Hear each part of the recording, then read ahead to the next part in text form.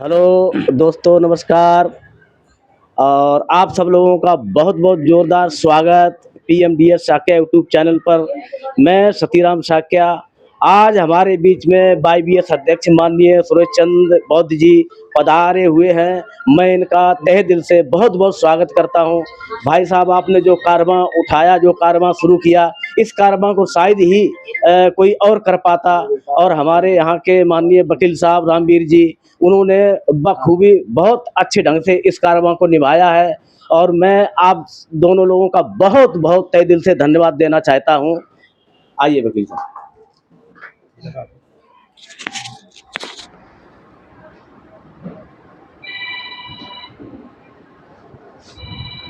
मैं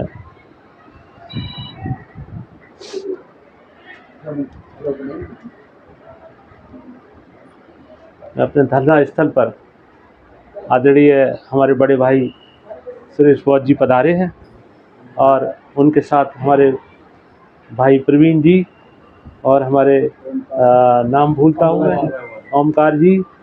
तो मैं बहुत बहुत तहे दिल से इन लोगों का स्वागत करता हूँ कि काफ़ी दूर से चल के आए हैं और हम लोगों का उत्साह बढ़ाने के लिए और हम लोगों को सम्मानित करने के लिए जो यहाँ लोग जिन्होंने धरना स्थल पर मेहनत करी और विशाल विशाल मशाल यात्रा निकाली, उनको सम्मानित करने के लिए यहाँ पर आए हैं। मैं हार्दिक उनका अभिनंदन करता हूँ, वंदन करता हूँ। और इसी कड़ी में मैं चाहता हूँ कि हमारी महिला शक्ति जो हमारे बीच में बैठी है, महिला शक्ति थोड़ी सी अपनी बात रखें कि हमें पता है कि यहाँ पर इस धरने पर जो महिलाओं की मशाल यात्रा में बहुत बड़ी भीड़ थी, वो इन महिला शक्ति जो हमारी है उनकी बड़ी मेहनत है इसके अंदर। उन्होंने बड़ा जगाने की हर संडे को यहाँ पर प्रोग्राम रखा और उस प्रोग्राम के माध्यम से वो सोशल मीडिया के माध्यम से जब घर घर उस महिला शक्ति का पास पहुँचा तो उनके अंदर भी कहीं ना कहीं एक जागरूकता पैदा हुई कि नहीं, हमें भी इस आंदोलन में शामिल होना चाहिए, हमारी भी ड्यूटी बनती है। और उसी ड्यूटी को जानते हुए हमारी महिला शक्ति काफ़ी, आपने देखा होगा 26 अक्टूबर को जो इतना विशाल मचा थी, उसमें बहुत बड़ी तादाद भीड़ थी। तो मैं चाहता हूँ उसी कड़ी में आदरणीय हमारी बहन मीरा शाक्या जी थोड़ा सी अपनी दो बात रखें। आदरणीय बहन मीरा शाक्या जी।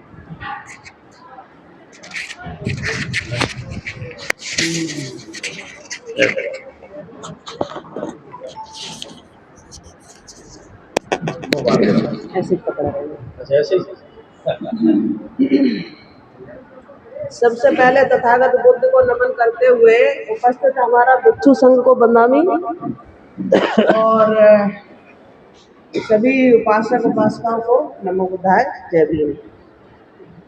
इस प्रोग्राम में सबसे पहला धन्यवाद का अधिकारी जो है हमारे भाई वाईबीएस अध्यक्ष सुरेश बौद्ध, क्योंकि वो संस्था से ये विचार लेके दिल्ली पधारे थे और उनके मन में आया कि दिल्ली में बहुत सारे साहित्य एकत्रित है, बहुत सारे समाज के लोग हैं, जागृत वर्ग है, हम लोग धम्म के व्रत, तो वो ये विचार लेके यहाँ पर आए थे।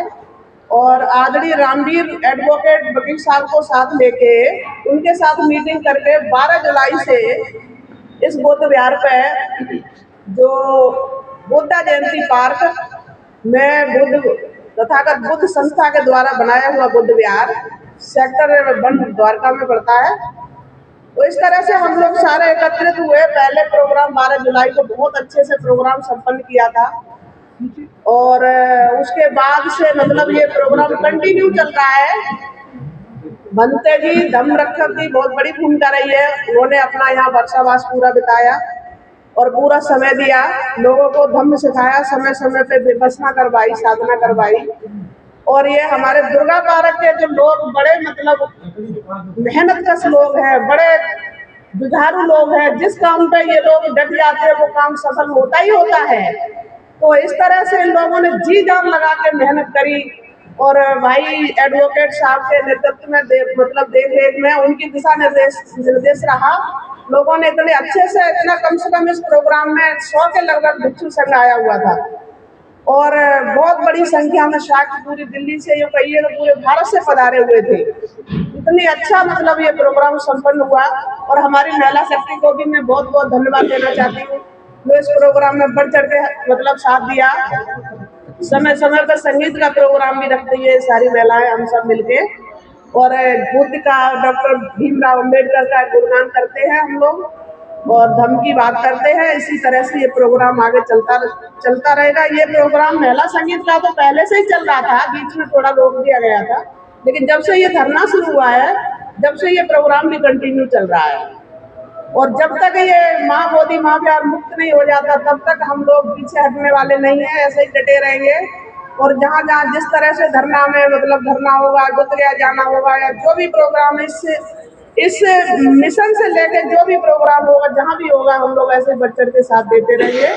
और इसी के साथ हम अपनी बड़ी प्रोग्राम देते हैं। ये आज धरना स्थल पर काफ़ी लोग विराजमान हैं यहाँ पर, और उसी बीच में हमारे आदरणीय मौसा जी श्री अमर सिंह साक्या, जो अखिल भारतीय साक्य महासभा के पूर्व अध्यक्ष हैं, इन्होंने भी इतनी उम्र होने के बाद, इतनी एज होने के बाद, जब भी हमने फ़ोन करा तो सिर्फ एक ही आवाज़ आती थी उधर से कि मेरे को 15 मिनट दे दो और मैं अभी आता हूँ।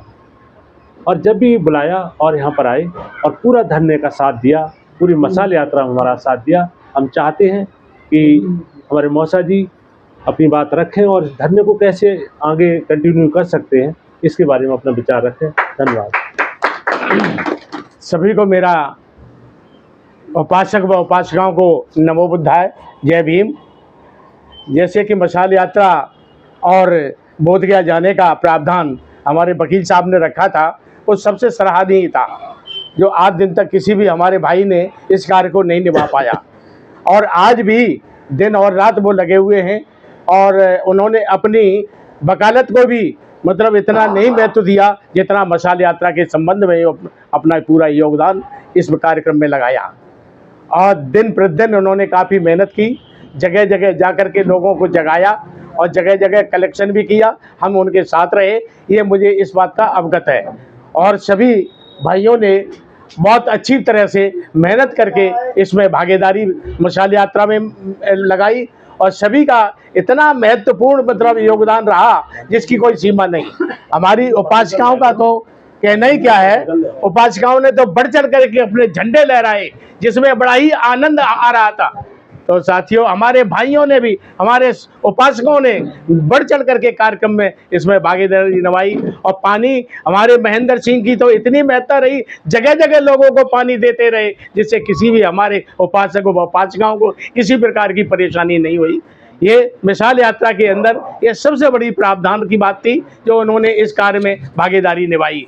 तो साथियों, ये कार्यक्रम जो 12 जुलाई से चल रहा है धरना प्रदर्शन के, और मैं तो चाहता हूं कि ये जब तक चलता रहे, जब तक ये बीटी एक्ट 1949 पूर्ण रूप से खत्म हो जाए, तब तक ये बराबर ऐसे ही चलता रहे। और इसमें हमारे सभी भाइयों का, और हमारे सुरेश बहुत जी आए हुए हैं, और वो आप सभी को यहाँ पर सम्मानित भी करेंगे, ऐसा मुझे कुछ आभास हुआ है ये वकील साहब के द्वारा।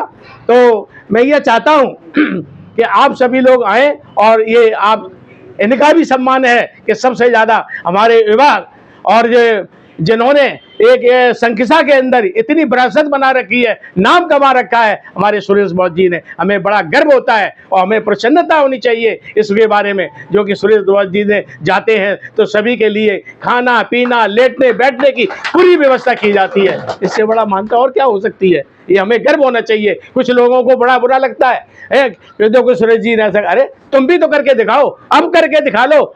जो 80 बीघा करीब 100 बीघा जमीन खरीद ली है, आज से 8 दिन तक किसी ने कर पाया? किसी भी समाज के लोगों ने कर पाया? नहीं कर पाया दोस्तों। तो इसलिए साथियों, आप बढ़ चढ़ करके इसमें भागीदारी निभाएं, उनका मनोबल बढ़ाएं, उनका मनोबल टूटने न दें, ये हमारी सबकी मानता होनी चाहिए।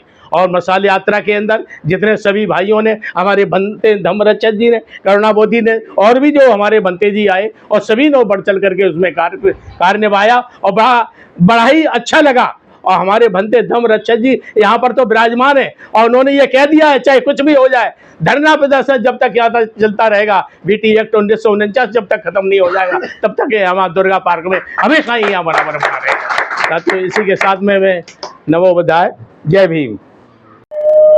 हमारे बीच में हमारे अंकल जो कि नजफगढ़ से आए हैं, श्री राकेश शाक्या जी। इस आंदोलन में जब से हमारा आंदोलन ये चला, यहाँ से धरना बैठा है, हमारे अंकल जी और आंटी जी पूजा शाक्या रेगुलर यहाँ धरने पे आते रहे। और जब जब हमारी बात होती थी तो कभी भी हमें हतोत्साहित नहीं होने दिया।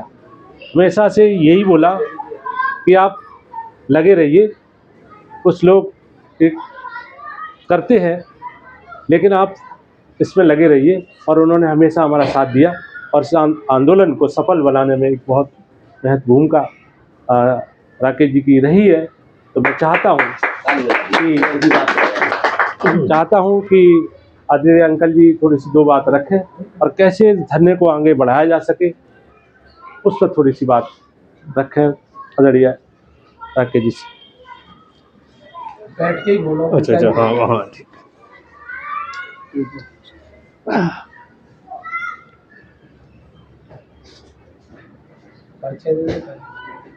सभी बंधुओं को नमो बुद्धाय। मेरा नाम राकेश कुमार शाक्या, वर्तमान में नजफगढ़ रहता हूँ। मैनपुरी उत्तर प्रदेश का रहने वाला हूँ। इस धरने के बारे में हर व्यक्ति अपने अपने विचार रख रहा है। मैं एक ही बात कहूँगा, एक वाक्य मैंने सुना था, वो आरएसएस में बहुत ज़्यादा बोला जाता है, न हो साथ कोई अकेले बढ़ो तुम, सफलता तुम्हारे चरण चूम लेगी। बहुत सी चीज़ें जहाँ पर अच्छी मिलें उन्हें सीख लेना चाहिए। ये बोध गया का आंदोलन काफ़ी दिनों से चल रहा था। जिसके लिए चल रहा था वो व्यक्ति बिल्कुल सोए हुए थे। कायदा में ये कहना चाहिए, शाक्य वंश के लोग जिनकी विरासत को लोग लूट रहे हैं और ये लोग सो रहे हैं।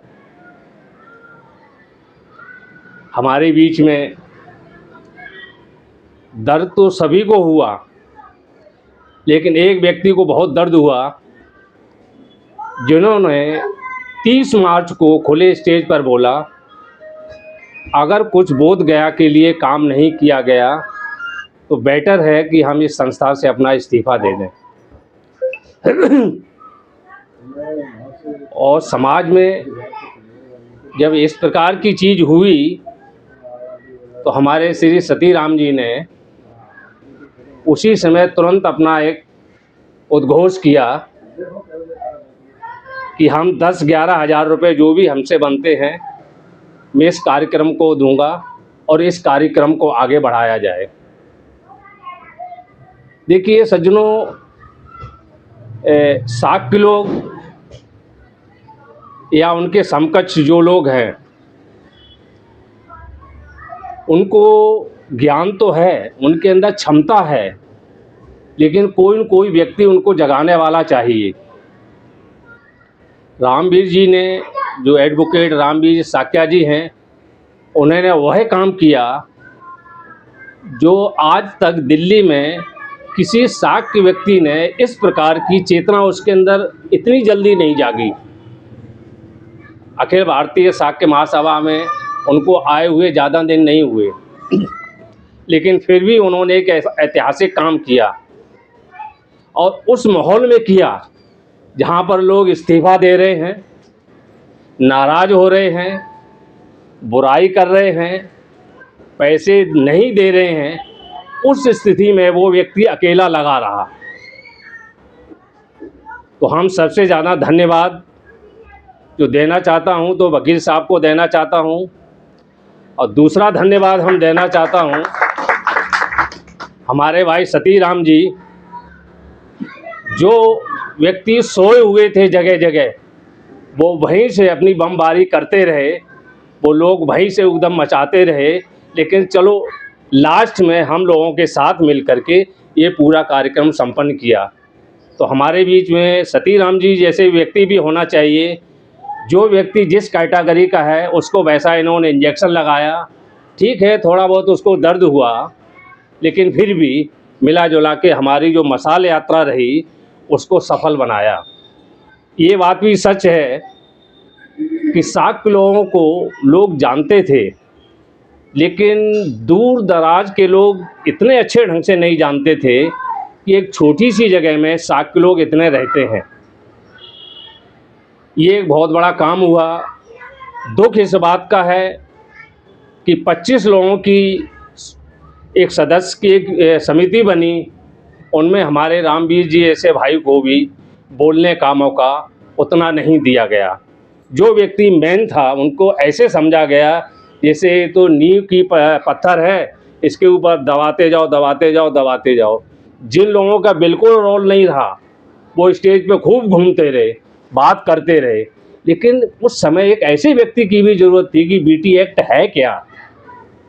हम लोग इतनी बार वहाँ बहुत गए, आज से 5 साल पहले मुझे नहीं मालूम पड़ता किसी व्यक्ति को कोई तकलीफ़ हुई हो, गया पैसा चढ़ाए धरना किया। जब हमको पता चला कि बीटी एक्ट फिर भी थोड़ा थोड़ा, तो एक ऐसे टाइम में जो व्यक्ति उसके बारे में जानता है, लीगल तौर से जानता है, कानूनी तौर से जानता है, उस व्यक्ति को इस प्रकार की जगह ज़्यादा से ज़्यादा बोलने का मौका दिया जाए। हर व्यक्ति बोला, अच्छी बात बोला, इसमें कोई दो राय नहीं है। और जो भी हमारा ये कार्यक्रम चल रहा है, हमने भाई साहब से कई बार कहा, मैंने कि पैसे की चिंता मत करो, जितना भी चंदा हो जाता है उससे काम चलेगा, और कम पड़ता है तो हम 25 लोग मिल कर के जो शेयर में आएगा 2-2 4-4 हज़ार रुपये हम लोग कर लेंगे, लेकिन काम आप अपना दुरुस्त रखो। जहाँ जहाँ भी हमारा कुछ पैसा भी रुका हुआ था, रिक्वेस्ट करने पर वो भी आया। और आगे क्या कहूँ, आगे तो सब लोग जानते ही हैं कि धरना लगातार चल रहा है, और मशाल यात्रा का जो प्रोग्राम बनाया गया, स्टार्टिंग किया गया, वहाँ से भी बहुत अच्छा रहा। और मुझे मालूम पड़ता दिल्ली में इस प्रकार का शायद पहला एक ऐसा प्रोग्राम था जो हुआ और संपन्न हुआ। और अगर यही चीज़ 1 महीना पहले जितने भी हमारे लोग सदस्य हैं सब मिलजुल के और काम करते तो हो सकता इसमें 4 चांद लग सकते। नमो बुद्धाय।